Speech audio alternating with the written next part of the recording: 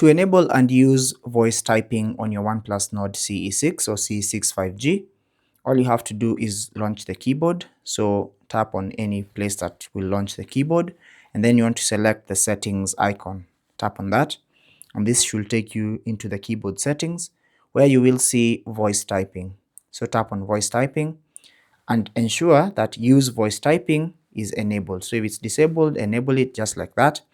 Then you want to go back to the keyboard, so launch the keyboard once again, and you should now see this microphone icon here, which you want to tap.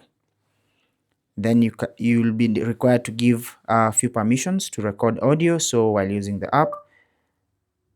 So now I can search for stuff using my voice, and as you can see, it's typing out all that I'm saying, and you can tap on that to search.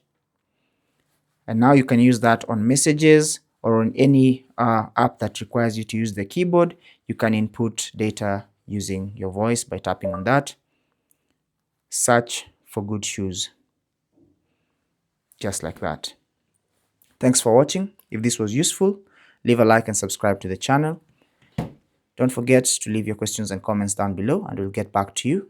Until the next video, take care and God bless.